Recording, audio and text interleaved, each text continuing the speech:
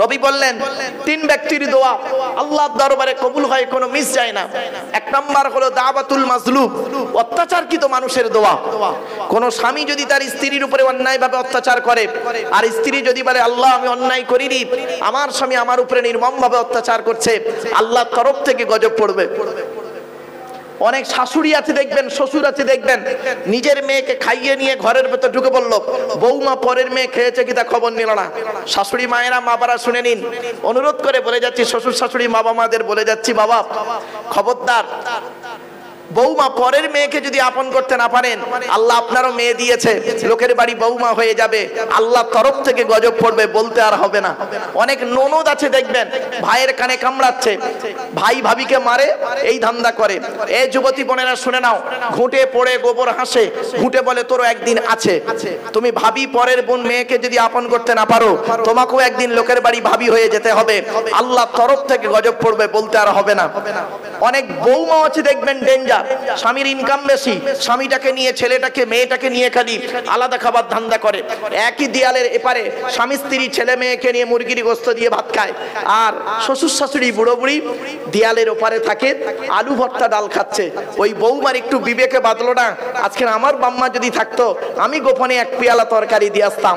এ বৌমা, তুমি মুফতি সাহেবের মেয়ে হও, হাজি সাহেবের মেয়ে হও, তুমি যদি তোমার শ্বশুর শাশুড়িকে নিজের পিতামাতার মতো ভক্তি শ্রদ্ধা করতে না পারো, তোমার মতো বৌমাও হলো জাহান্নামী। ইসলাম কোনোদিন এক পেশে কথা বলে না। দুই নাম্বার হলো ওয়াদাওয়াতুল মুসাফিরি, মুসাফিরের দোয়া কবুল হয়। তিন নাম্বার হলো ওয়াদাওয়াতুল ওয়ালিদি আলা ওয়ালাদিহি, কোন বাপ আর মা যদি নিজের কলিজার টুকরা সন্তানের জন্য দোয়া চেয়ে যায়, বিদ্যুতের থেকে দ্রুত গতিতে বাম্মা দোয়াটা আল্লাহর দরবারে কবুল হয়ে যায়। আমার বাপেরা অনুরোধ করে যাচ্ছি, চলুন এবার আসছি, মায়ের দুধ আমরা কয়দিন খাবো? কোরআন বলছে ওয়ালওয়ালিদাতু ইরদি'না আওলাদাহুন্না হাওলাইনি কামিলাইন। 2 নম্বর পারা 17 নম্বর পৃষ্ঠার 1 নম্বর লাইন, সূরার নাম সূরা বাকারার মধ্যে আল্লাহ বলে দিলেন, মায়ের দুধ তোরা 2 বছর পান করবি। কত বছর? 2 বছর। এখনকার কিছু ডিজিটাল মা বেরিয়েছে দেখবেন, রাগ করবেন না কেউ, এখনকার কিছু ডিজিটাল মা বেরিয়েছে দেখবেন। আচ্ছা, এই বয়স্ক লোকেদের জিজ্ঞাসা করুন, আমরা আমাদের মায়েদের দুধ খেয়েছি, সত্যি কথা বলবেন, 2.5 বছর 3 বছর পরেও খাচ্ছি, লাস্টে মা রেগে গিয়ে স্তনের বোটায় নিম পাতা দিয়েছে, ঠিক না বেঠিক? হ্যাঁ, ছেড়ে দে, তবুও খাচ্ছি। আর এখনকার মায়েদের অবস্থা শুনবেন, 6 মাস দুধ খাওয়ায়, 6 মাস কোন রকম টেনে টুনে 6 মাস খাওয়ানোর পরই একটা করে ফিটার গালে ধরিয়ে দেয়, ঠিক না বেঠিক? আপনারা ওটাকে কি বলেন বাবা? কি বলেন বলুন, বলুন একটু বলুন, কি ফিটার বলেন না পাপ্পু বলেন না মাইপোস বলেন? Fitter, fitter. এই দেখেন, ওই একটা বস্তু, ওইটুকু বস্তুর কতগুলো নাম শুনুন, পশ্চিম বাংলার নামগুলো বলছি। আমরা বলি ফিটার, আপনারাও বলেন ফিটার। আরেক জায়গা বলে মাইপোস, আরেক জায়গা বলে ঢোকা, আরেক জায়গা বলে ফুসু ফুসু, আরেক জায়গা বলে ভেটুল, আরেক জায়গা বলে বুট। তাহলে একটা বস্তুর কতগুলো নাম? তো আপনারা বলেন ফিটার। চলুন, আচ্ছা, ফিটারের মুখটা কিসের হয়? রবারের। ছিদ্র কটা? একটা, তাই না? চলুন, আল্লাহ বলে আব্দুল্লাহ কি রে মারুফ, তুই যেদিন তোর মায়ের পেট থেকে এলি, সেই দিন আমি আল্লাহ তোর মায়ের স্তনের বোটায় যদি একটা ছিদ্র দিতাম, অতিরিক্ত দুধ তোর গালে আসতো, বেটা দম ফেটে মারা যেতিক। না না না, সেই দিন আমি আল্লাহ তোর মায়ের স্তনের বোটায় গুনে গুনে 32টা ছিদ্র দান করেছি।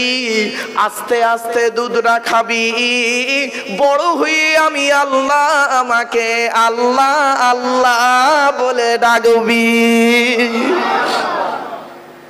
বাপেরা বাড়ি থেকে ভাববেন।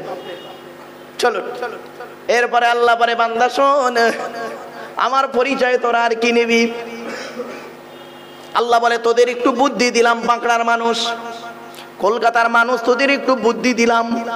সেই বুদ্ধি নিয়ে পৃথিবীতে করলি কি? একটা মেশিন তৈরি করলি, তোদের তৈরি মেশিনের নাম দিলি ফ্রিজ। বুঝেন বুঝেন? ফ্রিজ। তোদের তৈরি ফ্রিজের গুণাগুণ কিরে? গরমকে ঠান্ডা করিস, ঠান্ডাকে 0 ডিগ্রির নিচে নামিয়ে তাকে বরফ জমিয়ে দিস। তোদের তৈরি ফ্রিজের পানি খেলে থাইরয়েড বেড়ে যাবার সম্ভাবনা বেশি। তোদের তৈরি ফ্রিজটা মাটির উপরে বসানো থাকে, তোদের তৈরি ফ্রিজটা কারেন্ট ছাড়া মাল চলে না। আমি আল্লাহ পৃথিবীতে একটা ফ্রিজ তৈরি করেছি, আমার তৈরি ফ্রিজটা মাটির তলায় বসিয়ে রেখেছি।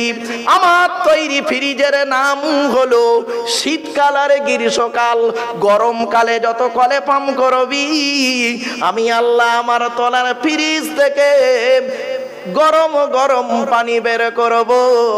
শীতকালে যত কলে পাম করবি, আমি আল্লাহ আমার তলার ফ্রিজ থেকে গরম গরম পানি বের করব। আর গরমকালে যত কলে পাম করবি, আমি আল্লাহ আমার তলার ফ্রিজ থেকে ঠান্ডা ঠান্ডা পানি বের করব। আল্লাহ বলে, বান্দা একটু ভেবে দেখ, এই পৃথিবীতে আমার নিয়ামত গুলো তোরা কি লিখবি রে? আল্লাহর নিয়ামত গুলো আমরা যদি বলতে শুরু করি, বাবা হিউম্যান বডি সম্পর্কে যদি আলোচনা করি, কল্পনা করতে পারবেন না। আমার বেশ কিছু আলোচনা আছে বাপ, সারা পৃথিবীতে ইউটিউব ঘাঁটলে পেয়ে যাবেন। সারা পৃথিবীতে কম বেশি 42,000-এর উপরে বক্তব্য আছে বাপ। 70টা ভাষায় ডাবিং করা, খুব কম করে বলছি, সারা পৃথিবীতে।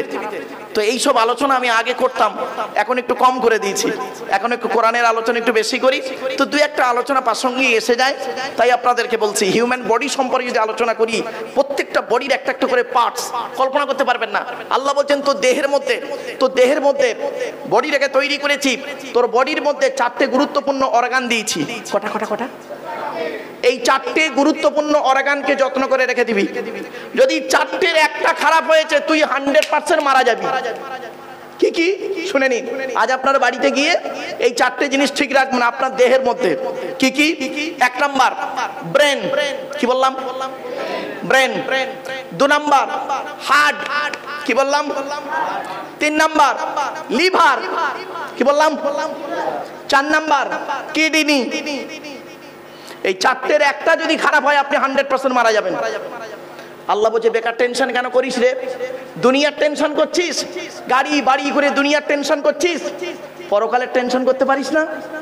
এ দুনিয়ার টেনশন করে মানুষ চিন্তা করে স্ট্রোক করে মরে যাচ্ছে। হার্টটা যত্ন করে রাখিস, ব্লক হয়ে গেলে শেষ।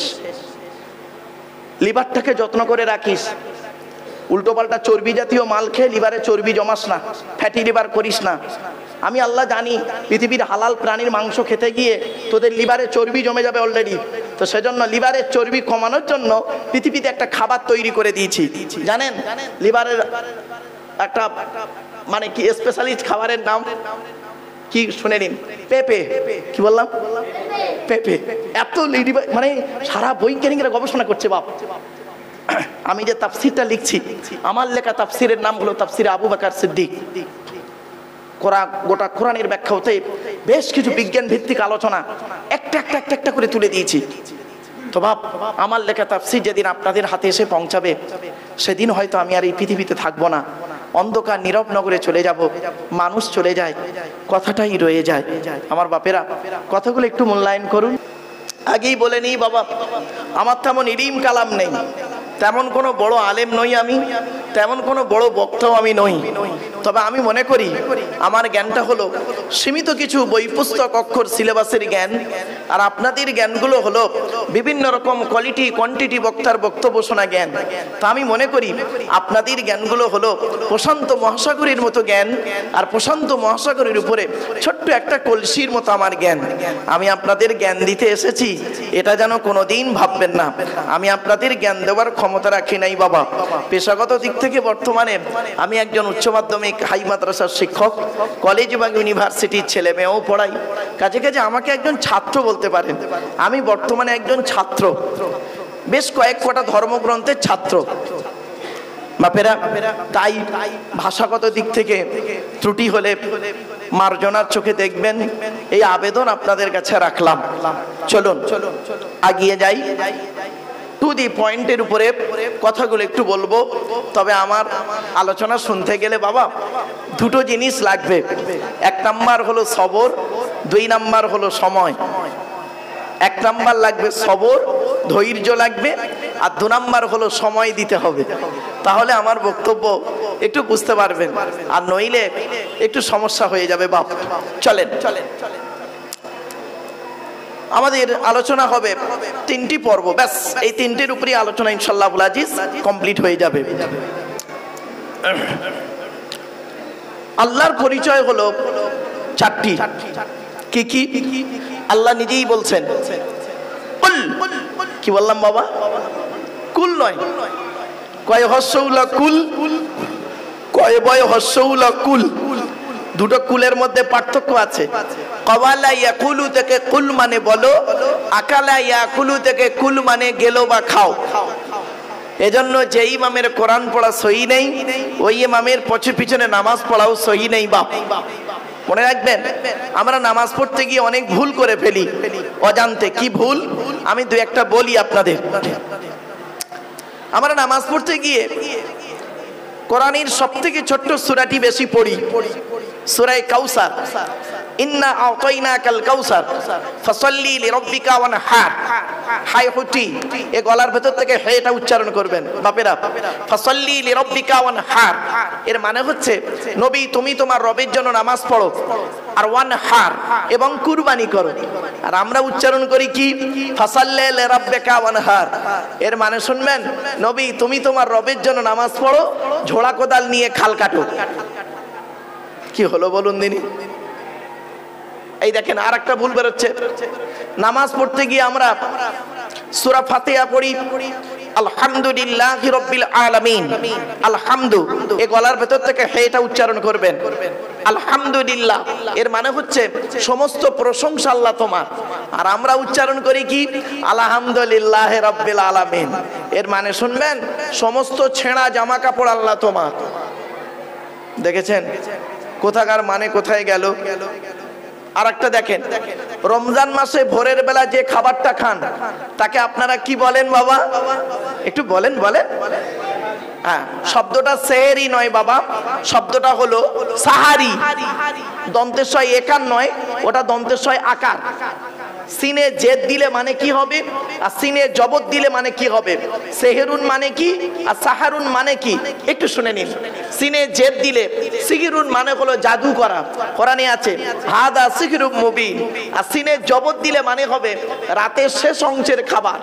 তো রাতের শেষ অংশের খাবারকে আরবিতে বলে সাহারি। তাহলে শব্দটা কি হবে? সেহেরি না সাহারি? তাহলে এই ভুলটা সংশোধন তো হলো। জলসা কেন দেন?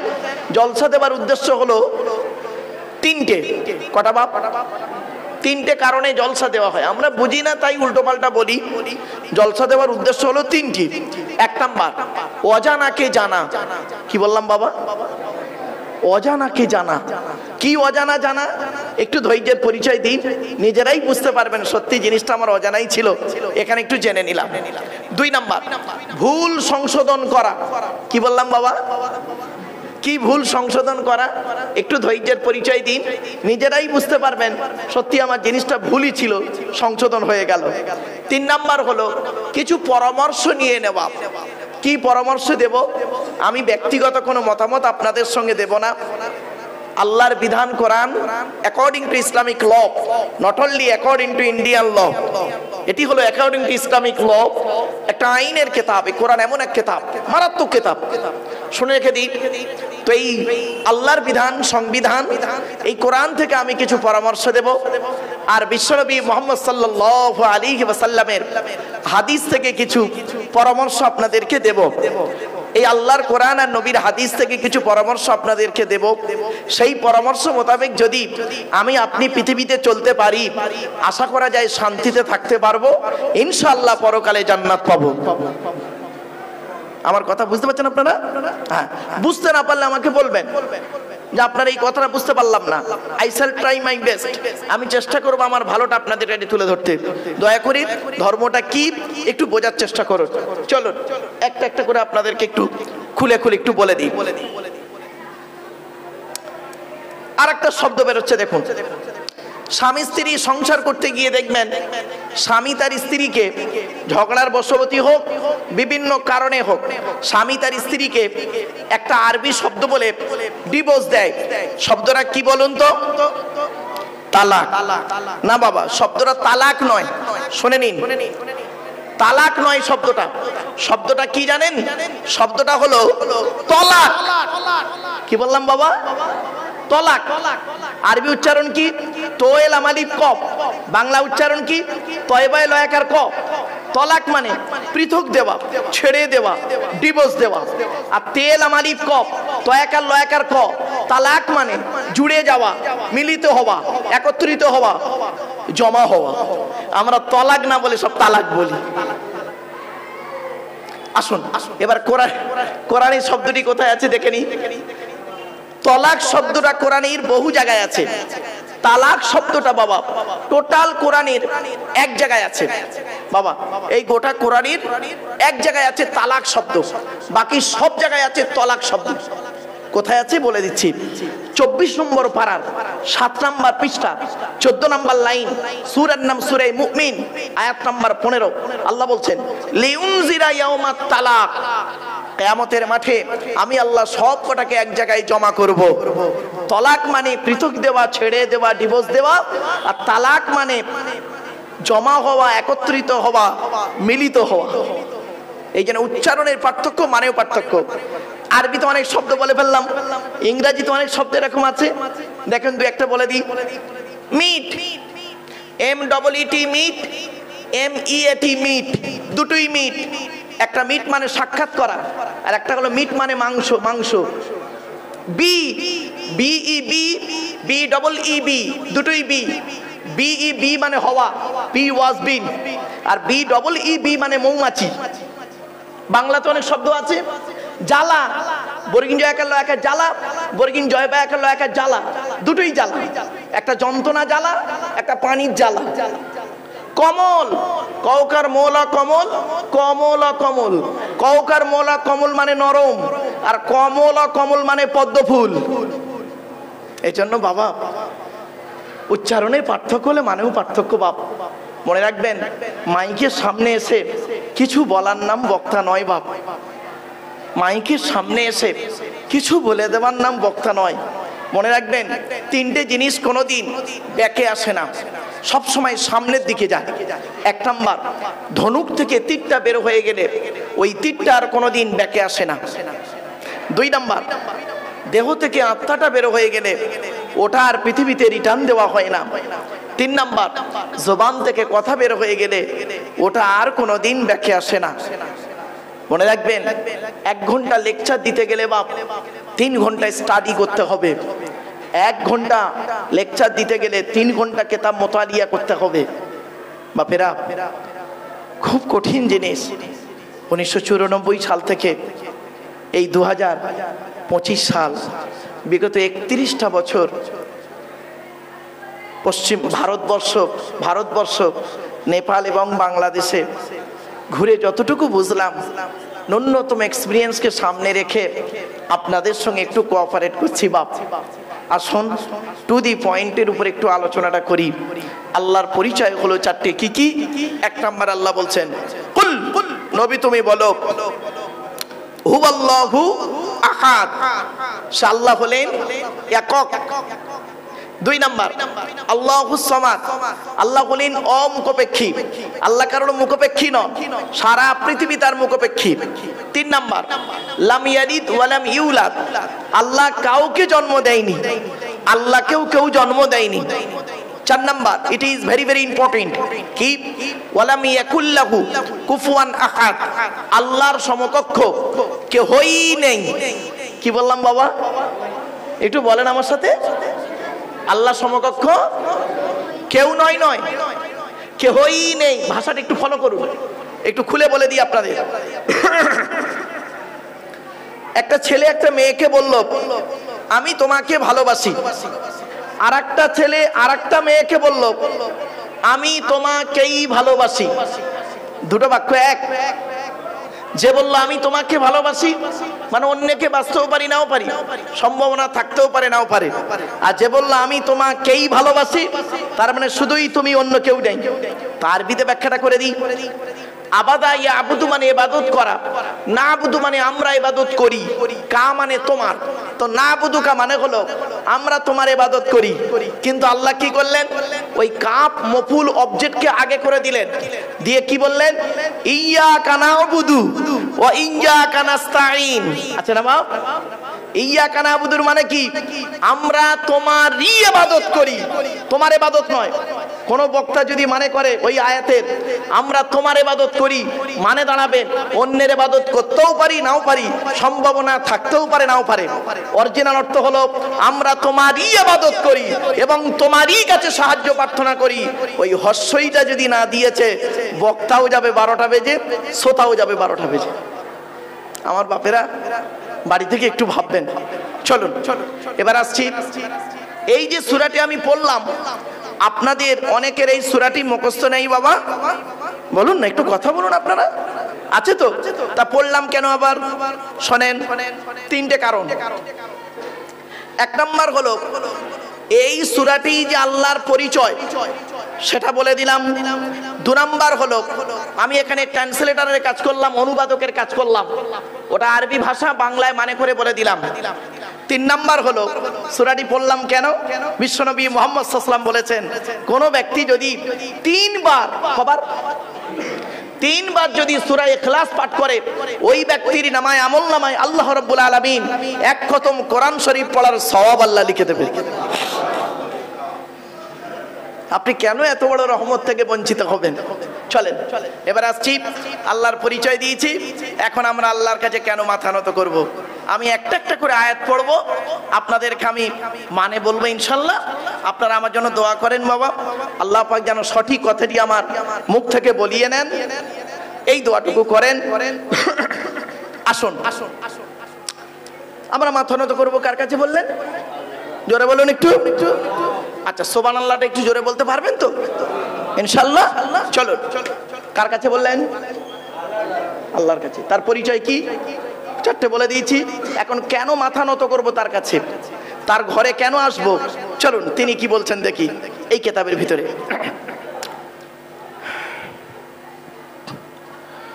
আল্লাহুল্লাযী খালাকাকুম মিন দুফিন সুম্মা জাআলা মিন বা'দি দুফিন কুওয়াতান সুম্মা জাআলা মিন বা'দি কুওয়াতিন দুফান ওয়া শাইবা ইয়াখলুকু মা ইয়াশা ওয়া হুয়াল আলীমুল কাদির।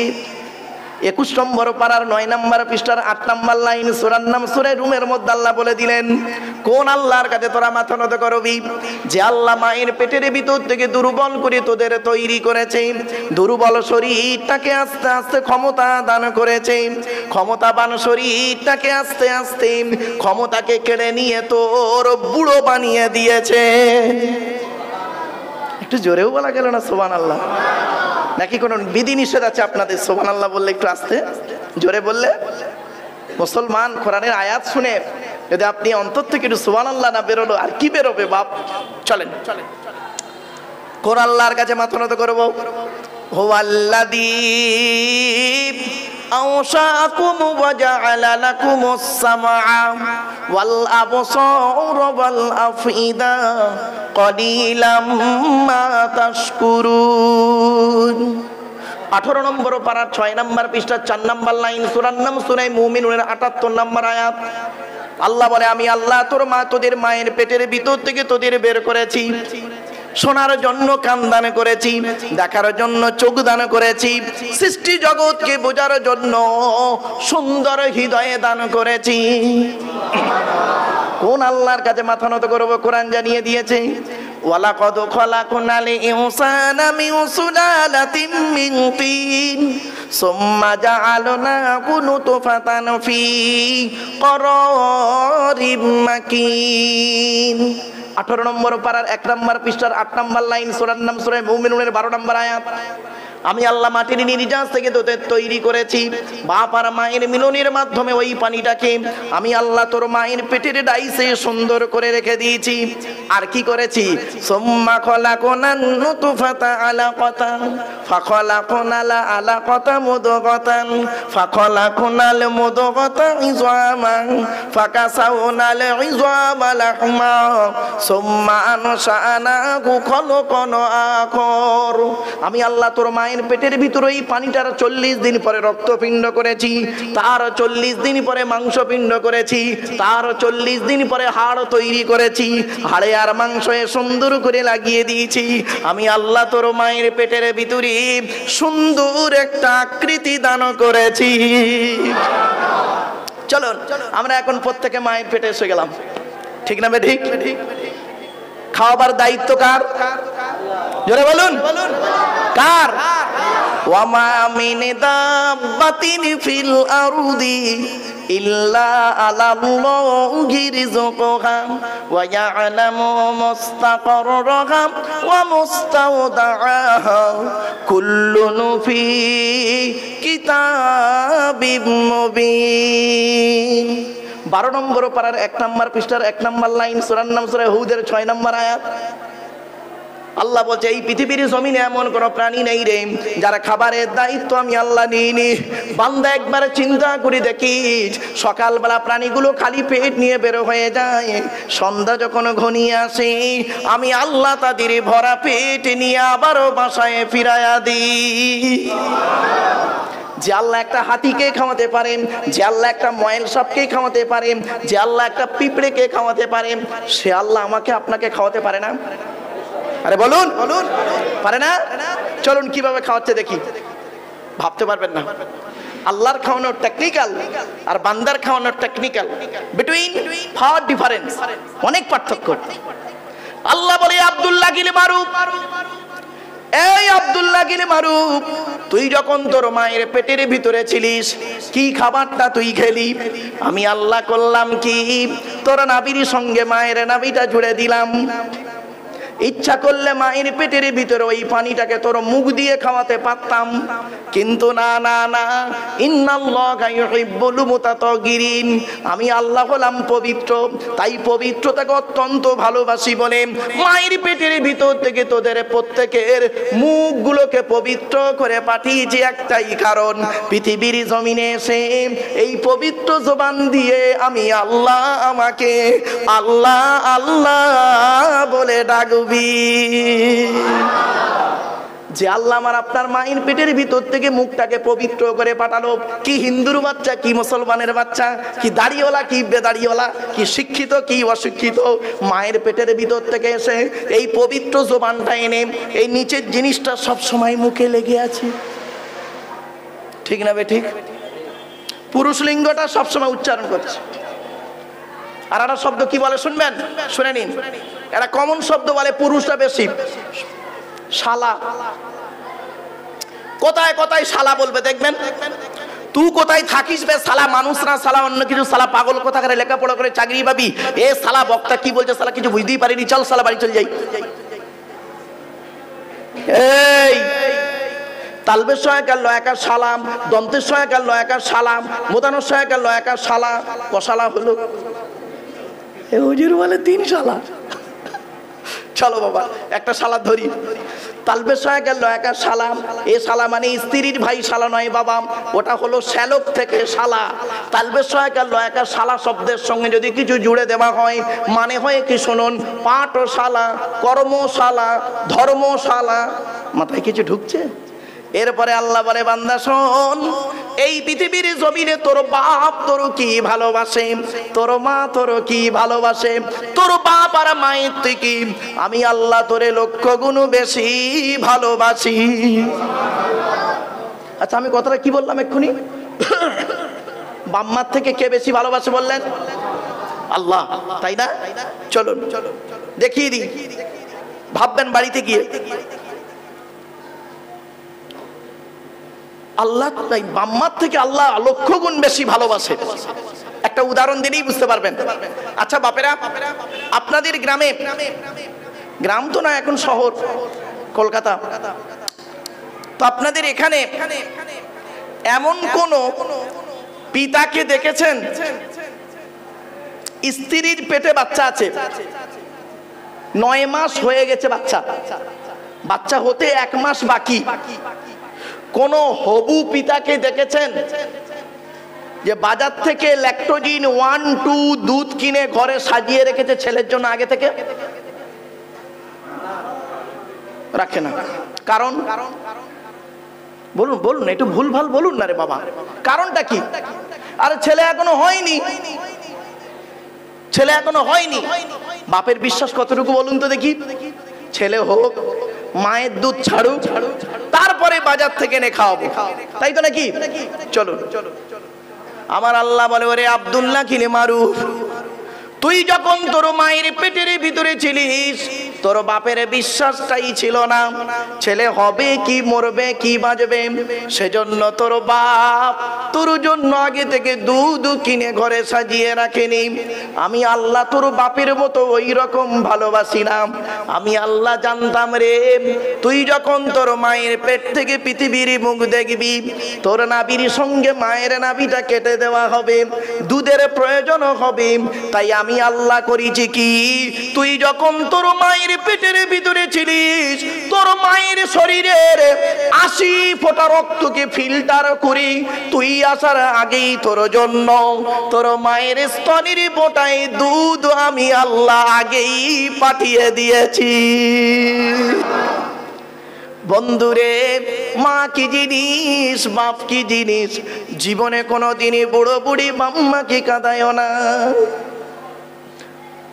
যাদের বাড়িতে বৃদ্ধ পিতামাতা বেঁচে আছে, যাদের বাড়িতে বৃদ্ধ পিতামাতা বেঁচে আছে, তাদের বাড়িতে আল্লাহর রহমত ঝরে ঝরে পড়বে। আল্লাহর নবীদের পরই স্থান হলো বাপ আর মায়ের। চলুন, এই কোরআনে আছে, কোরআনের কোথায় কোথায় বাম্মার সেবা করতে হবে একটু বলে দিচ্ছি, শুনে নিন। আমি বলতে শুরু করি আর আপনারা একটা একটা করে গুনতে শুরু করুন। 1 নম্বর পারার 11 নম্বর পৃষ্ঠার 12 নম্বর লাইন, সূরার নাম সূরা বাকারা, ওয়াবিল ওয়ালিদাইনি ইহসানা, পিতামাতার সেবা যত্ন করো। 2 নম্বর পারার 12 নম্বর পৃষ্ঠার 13 নম্বর লাইন, সূরার নাম সূরা বাকারা, ইয়াসআলুনাকা মাযা ইউনফিকুন কুল মা আনফাকতুম মিন খায়রিন ফালিল ওয়ালিদাইনি ওয়াল আকরাবিন। 5 নম্বর পারা 3 নম্বর পৃষ্ঠার 3 নম্বর লাইন, সূরার নাম সূরা নিসা 36 নম্বর আয়াত, ওয়া আবুদুল্লাহা ওয়া লা তুশরিকু বিহি শাইয়্যা ওয়াবিল ওয়ালিদাইনি ইহসানা, পিতামাতার সেবা যত্ন করো। 8 নম্বর পারা 7 নম্বর পৃষ্ঠার 11 নম্বর লাইন, সূরার নাম সূরা আনআমের 151 নম্বর আয়াত, লা তুশরিকু বিহি শাইয়্যা ওয়াবিল ওয়ালিদাইনি ইহসানা, পিতামাতার সেবা যত্ন করো। 15 নম্বর পারা 3 নম্বর পৃষ্ঠার 9 নম্বর লাইন, সূরার নাম সূরা বানী ইসরাঈল, ওয়া ক্বাদা রাব্বুকা আল্লা তা'বুদু ইল্লা ইয়্যা ওয়াবিল ওয়ালিদাইনি ইহসানা, বাম্মার সেবা যত্ন করো। 20 নম্বর পারা 16 নম্বর পৃষ্ঠার 4 নম্বর লাইন, সূরার নাম সূরা আনকাবুত, ওয়া ওয়াসাইনাল ইনসানা বিওয়ালিদাইহি হুসনা, বাম্মার সেবা যত্ন করো। 21 নম্বর পারার 11 নম্বর পৃষ্ঠার 6 নম্বর লাইন, সূরার নাম সূরা লুকমান, ওয়া ওয়াসাইনাল ইনসানা বিওয়ালিদাইহি হামালাতুহু উম্মুহু কুরহা ওয়া ওয়াদাতুহু কুরহা। 26 নম্বর পারা 2 নম্বর পৃষ্ঠার 12 নম্বর লাইন, সূরার নাম সূরা আহকাফের 15 নম্বর আয়াত, ওয়া ওয়াসাইনাল ইনসানা বিওয়ালিদাইহি ইহসানা হামালাতুহু উম্মুহু কুরহা ওয়া ওয়াদাতুহু কুরহা। আল্লাহ বলেন, তোরা তোদের বাপ আর মায়ের সেবা যত্ন করো। তোদের মা তোদের বড় কষ্ট করে গর্ভে ধারণ করেছে, দুনিয়ার মুখটা বড় কষ্ট করে দেখিয়েছে। সন্তান, তুমি যত বড় আলেম, হাফেজ, মাস্টার, ডাক্তার, ইঞ্জিনিয়ার, প্রফেসর হও না কেন, ইন্নাল জান্নাতা তাহতা আকদামিল উম্মাহাত, এ ছেলে মেয়েরা, তোদের জান্নাত হলো তোদের বাপ আর মায়ের পায়ের তলায়। এই বাপের ভাত দেয় না, মার ভাত দেয় না, সে আমার ওয়াজ শুনবে। বাস্তব কথা বলছি, বাপ আমারে ভুল বুঝো না। বাপর ভাত দেয় না, মারও ভাত দেয় না। বাপকে একটা লুঙ্গি কিনে দিয়েছে, তার দাম 300 টাকা। শ্বশুরকে যে মালটা কিনে দিয়েছে তার দাম 1300 টাকা। অবাগিনী মাকে একটা শাড়ি কিনে দিয়েছে, তার দাম 500 টাকা। শাশুড়িকে যে মালটা কিনে দিয়ে তার দাম 4500 টাকা। বাস্তব কথাটাই বললাম বাবা, কথাটা শুনতে হয়তো খারাপ লাগলো বাবা। এখানে অনেক মানুষ বসে আছেন, একটু দয়া করে হাতটা তুলবেন, লজ্জা না করে, লজ্জা করবেন না। আল্লাহর ঘরে বসে আছেন, কাদের বাপ মরে গেছে অথবা মা মরে গেছে অথবা বাম্মা দুজনে মরে গেছে, একটু হাত তুলুন না, লজ্জা লাগছে। বাম্মা মরে গেছে, হাত তুলতে লজ্জা কেন ভাই? হাত নামান, নামান। আমিও আপনাদের মতো পিতামাতা হারা। 2019 সালের অক্টোবর মাসের 3 তারিখ শুক্রবার 5:30টার সময় আমি আমার বাপকে হারিয়েছি। আর 2023 সালের জুন মাসের 28 তারিখ বৃহস্পতিবার বেলা 11:30টার সময়, অর্থাৎ বগুড়া ঈদের দিন, আমি আমার মাকে হারিয়েছি। আমি মায়ের জানাজা আমিই পড়েছি, বাপের জানাজা আমি পড়িয়েছি। বাপ আর মাকে কবরে আমিই নামিয়েছি, মাথার দিকে আমি নেমেছিলাম। এই পৃথিবীর জমিনে আমার মরা বাম্মার সর্বশেষ মুখটা যে দেখেছে সেটা হলে কে জানেন? আমি। কারণ আমি মাথার দিকে ছিলাম আর আমি মুখটা ঠিক করে দিয়ে আমি প্রথম লাস্ট কাপড় মানে কাপড়টা মুড়ে দিয়েছিলাম। আমার পরে আর পৃথিবীর কোনো মানুষ আমার মৃত পিতামাতার মুখ দেখেনি। সত্যি কথা বলুন, আল্লাহর ঘরে বসে আপনারা, আপনাদের মায়ের মাটি যেদিন হয়ে গেল, বাপের মাটি যেদিন হয়ে গেল, বাপ আর মায়ের মাটি দিয়ে আসার পর থেকে আজ পর্যন্ত পৃথিবীর কোন নারী পুরুষকে অন্তর থেকে আব্বা বা মা বলে ডাকতে পেরেছেন? পারেননি, পারবেন না। বাপ কোনোদিন শ্বশুর হতে পারে না, আর শ্বশুর কোনোদিন বাপ হতে পারে না, শাশুড়ি কোনোদিন মা হতে পারে না। মনে রাখবেন, শাশুড়ি তোমার মা হয়েছে 20 বছর পরে তার মেয়ে দেবার কারণে, শ্বশুর তোমার বাপ হয়েছে 20 বছর পরে তার মেয়ে দেবার কারণে, আর তোমার বাপ হয়েছে তুমি যেদিন মায়ের পেটে এসেছিলে সেই দিন। অভাগিনী মা তোমার মা হয়েছে যেদিন তুমি মায়ের পেটে এসেছিলে সেই দিন। মনে রাখবেন, সন্তান যখন মায়ের পেটের ভিতরে লাথি মারে মা তখন আনন্দে হেসে বলে, আর ওই সন্তান যখন পৃথিবীর মুখ দেখে কোনো মানুষের কথা শুনে মার গায়ে লাথি মারে মায়ের চোখ ফেটে পানি পড়ে। দুটোই লাথি, একটা ছিল পেটের ভেতরে লাথি, একটা ছিল পেটের বাইরে লাথি। একটু ভাবুন, এখানে বসে বসে অনুরোধ করে বলে যাচ্ছি, বাপ আর মায়ের মতো আপনার এই আল্লাহর নবীর পরে কেউ হতে পারে না। কোনো দিনের জন্য ভেবেছেন বাম্মার কবরটাকে একটু জিয়ারাত করেছেন? আল্লাহ রাসূল বলেছেন, মান যারা কবর আবাওয়াইহি আও আহাদিহিমা ফি কুল্লি জুমআতিন গুফিরা লাহু ওয়া কুতিবা লাহু বারাআ। নবীজি বলেছেন, জুম্মার দিনে যদি কোনো ছেলে তার বাপ আর মায়ের কবরটা জিয়ারাত করে, ওই ছেলের দোয়ার ওসিলায় তার বাম্মার কবরটাকে আল্লাহ পাক আলোয় আলোকিত করে দেয়। বছরে যদি মাসে যদি 4টে শুক্রবার হয়, বছরে হয় 4 12 48 বার কবরের ধারে যাওয়ার কথা। বাম্মার কবরের ধারে একবারও তো যাননি। শবে বরাতের রাতে আর লাইলাতুল কদরের রাতে গিয়ে আপনি বাম্মার কবর জিয়ারত করলেন, আহা, বাম্মার জন্য দান খয়রাত করলেন না। বড় দুঃখ লাগে এই জায়গাটায়। রাগ করবেন না, বাপে রেখে যাওয়া সম্পত্তি আপনি ভোগ করছেন, বাপে রেখে যাওয়া সম্পত্তি ভোগ করছেন, মায়ে রেখে যাওয়া গহনাগুলো স্ত্রীকে পরাচ্ছেন, তাদের হকটা কি আদায় করেছেন? বাড়ি থেকে ভাববেন। সময় হাতে থাকলে একটা একটা করে আপনাদের কাছে একটু আলোচনা রাখবো। বাবা, একটু ধৈর্যের পরিচয় দিন। চলুন, আল্লাহ রাসূল বলেছেন, আল্লাহ রাসূলের কাছে একজন ব্যক্তি এসে বলছেন, ইয়া রাসূলুল্লাহ ইন্নী উরিদুল জিহাদ ইয়া রাসূলুল্লাহ, আমি যুদ্ধের ময়দানে শহীদ হতে চাই। নবীজি বললেন, ক্বালা হাইয়ুন আবওয়াকা, তোমার বাপ আর মা কি জীবিত আছে? ছেলেটি বললেন, ক্বালা নাআম, জি হ্যাঁ। নবীজি বললেন, ক্বালা ফাফিহিমা ফাজাহিদ, চলে যাও বাপ আর মায়ের সেবা যত্ন করো, তার মাধ্যমে তুমি শহীদের মর্যাদা পেয়ে যাবে। জোরে বলুন সুবহানাল্লাহ। আপনি কোথায় আছেন? বৃদ্ধ পিতামাতাকে কাঁদিয়ে আপনি ভালো কাজ করবেন, সুখী হবেন না। আমি আব্দুল্লাহ কিল মারুফ, আমার হাতে 500 টাকার নোট দিয়ে মুসাফা করে নেকি পাবেন কি তা জানি না বাবা, বলতে পারবো না। তবে এতটুকু বলতে পারি, 50 টাকার একটা নোট নিয়ে জন্মদাতা বাপের হাতে দিয়ে মুসাফা করে বলবেন, আব্বা এটা রেখে দাও, চা খাবে। বাপ ওই টাকাটা নেবে, দেখবে, আকাশের দিকে তাকাবে, দুটো চোখ ফেটে পানি পড়বে আর অন্তর ফেটে দোয়া বেরিয়ে আসবে। ওই দোয়াটা আল্লাহর আরশে আজিমে পৌঁছে যাবে। বাপেরা, আজ আপনারা আমাকে দেখছেন এই জায়গায়, আল্লাহর রহমত, নবী পাকের কদমের ওসিলা, আমার বাম্মার দোয়া। এজন্য আপনাদের বলি, বাপ আর মা হলো অমূল্য রত্ন। আমি আমার মায়ের কাছে দৌড় দিয়েছিলাম, হিপস করার পরে মায়ের কাছে দৌড় দিয়েছিলাম। তা আমি বাস্তব কথা, আমার মা আমাকে বলেই দিয়েছিলেন, বাপ ভাববেন না আমি আমার মায়ের হাইলাইট করতে এসেছি, বাপ বাস্তব কথাটাই বলে যাচ্ছি। আমার মা আমাকে বলেছিলেন, আব্বা তুমি আমার একটি মাত্র সন্তান, আমার সঙ্গে ওয়াদা করো যতদিন তুমি জাতির কাছে কথা বলবে তুমি দুটো কাজ করতে পারবে না। কি কি? 1 নাম্বার, জীবনে কোনোদিন বেওজুতে ওয়াজ করতে পারবে না।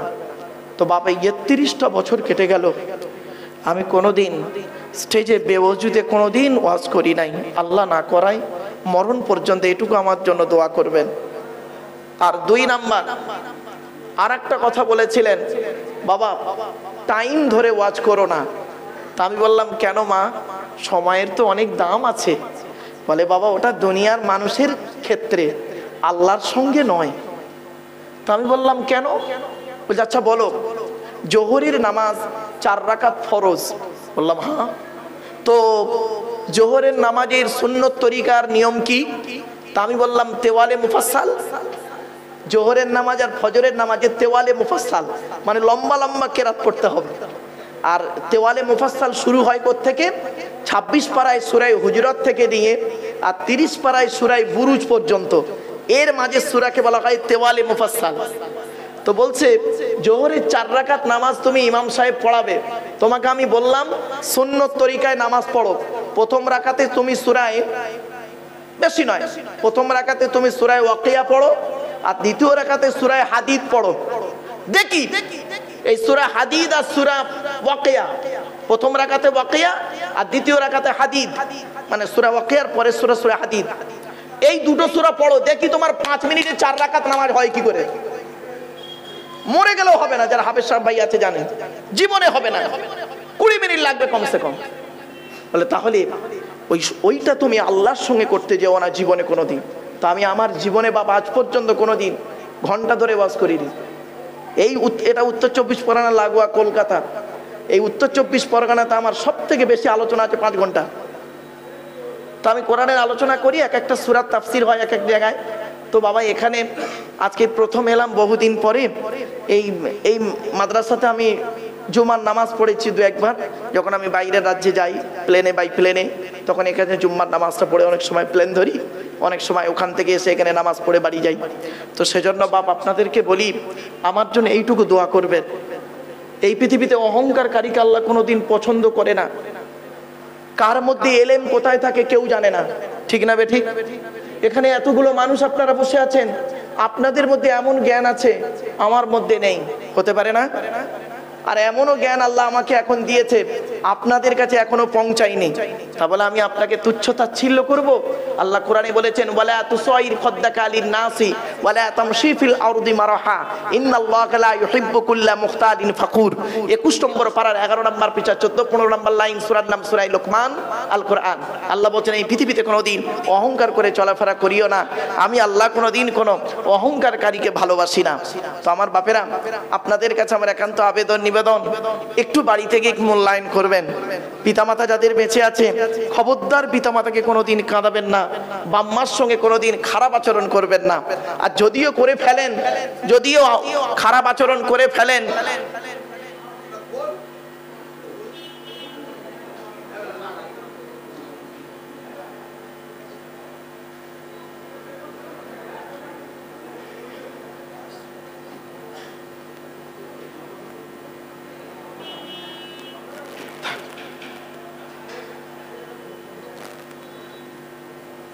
থাক ছেড়ে দেন ও বাবা, থাক থাক, বাস বাস বাপেরা।